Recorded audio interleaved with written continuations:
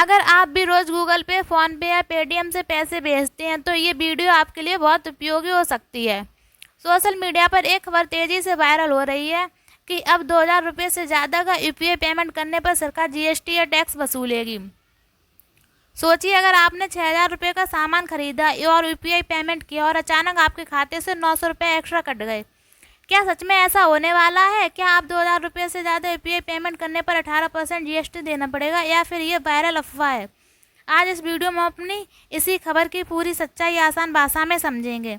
नमस्कार दोस्तों, आज भारत में शायद ही कोई ऐसा व्यक्ति होगा जो यूपीआई का इस्तेमाल नहीं करता होगा। चाय की दुकान हो या सब्जी की दुकान हो, किराने की दुकान हो या फिर बिजली का बिल हो या फिर कपड़े की दुकान हो, बस कुछ सेकंड में फ़ोन निकाला, क्यूआर स्कैन किया और पेमेंट हो गया। लेकिन अब इंटरनेट पर एक सवाल लोगों को परेशान कर रहा है और सबसे ज़्यादा चर्चा हो रही है कि अगर 2000 रुपये से ज़्यादा अगर पेमेंट किया तो टैक्स भरना पड़ेगा। तो चलिए बिना किसी भ्रम के पूरी जानकारी समझते हैं। तो सबसे पहले ज़रूरी बात है, 2000 रुपये से ज़्यादा यूपीआई पेमेंट करने पर अपने आप जीएसटी टैक्स लगने वाली बात बिल्कुल सही नहीं है। अप्रैल 2025 में ऐसी खबरें सामने आई थीं कि 2000 से ज़्यादा यूपीआई पेमेंट या ट्रांजैक्शन करने पर जीएसटी लगाया जा सकता है। लेकिन भारत सरकार के वित्त मंत्रालय ने इस दावे को स्पष्ट करते हुए कहा था कि 2000 रुपये से ज़्यादा यूपीआई ट्रांजैक्शन पर जीएसटी लगाने का कोई प्रस्ताव नहीं है। यानी अगर आपने आज किसी दुकान पर 3000 का सामान खरीदा और यूपीआई पेमेंट की तो सिर्फ इसलिए कि आपने 2000 से ज़्यादा यूपीआई पेमेंट की तो आपसे अलग से यूपीआई टैक्स नहीं लिया जा रहा है। लेकिन यहीं से एक बात समझना बहुत ज़रूरी है, इसका मतलब ये नहीं है कि यूपीआई और टैक्स का आपस में कोई संबंध है। असल में लोगों को दो अलग अलग चीज़ों को समझने की वजह से भ्रम हो गया है। एक है यूपीआई पेमेंट और दूसरा है आपकी इनकम पर लगने वाला टैक्स। इन दोनों में ज़मीन आसमान का अंतर है। यूपीआई टैक्स और जीएसटी एक ही चीज़ नहीं है। एक और एग्जाम्पल से समझते हैं। मान लीजिए आपकी एक किनारे की दुकान है, हर दिन 100 ग्राहक आते हैं, तो कोई 200 यूपीआई करता है, तो कोई 600 यूपीआई करता है, तो कोई 1000 रुपये यूपीआई करता है। क्या हर पेमेंट पर अलग अलग यूपीआई टैक्स लगेगा?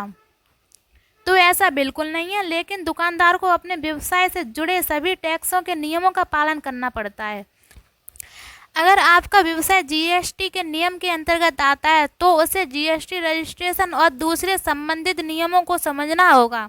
इसी तरह व्यवसाय से होने वाली आय पर इनकम टैक्स के नियम भी लागू हो सकते हैं।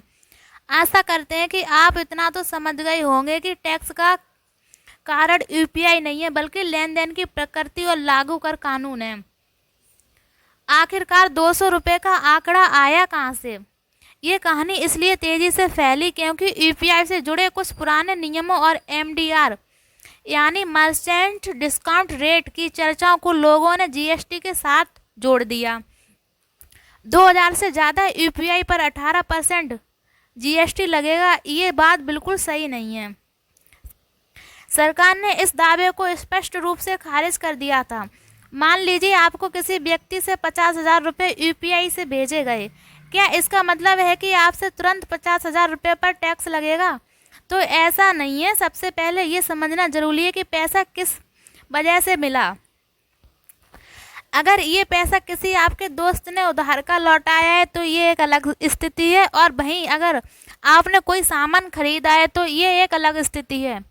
अगर आप रोज़मर्रा में यूपीआई इस्तेमाल करते हैं, 100, 500, 600 रुपये भेजते हैं, तो सिर्फ उस पेमेंट अमाउंट के कारण कोई नया यूपीआई टैक्स नहीं लगेगा। आप बेफिक्र होकर वैध यूपीआई पेमेंट कर सकते हैं। लेकिन अगर आप बिजनेस करते हैं, ऑनलाइन सेलिंग करते हैं, फ्रीलांसिंग करते हैं या नियमित रूप से व्यवहारिक पेमेंट करते हैं तो अपने फाइनेंशियल रिकॉर्ड सही रखना बहुत ज़रूरी है। इसके लिए आपको जीएसटी टैक्स देना पड़ेगा। अगर आप भी 2000 रुपये से ज़्यादा यूपीआई पेमेंट करते हैं तो आपको कोई टैक्स नहीं देना पड़ेगा। लेकिन अगर आप कोई बिजनेस इनकम सैलरी की पेमेंट मिलती है तो आपकी इनकम पर इनकम टैक्स लागू किया जाएगा। अगर वीडियो अच्छी लगी हो तो लाइक करें, कमेंट करें, चैनल को सब्सक्राइब करें।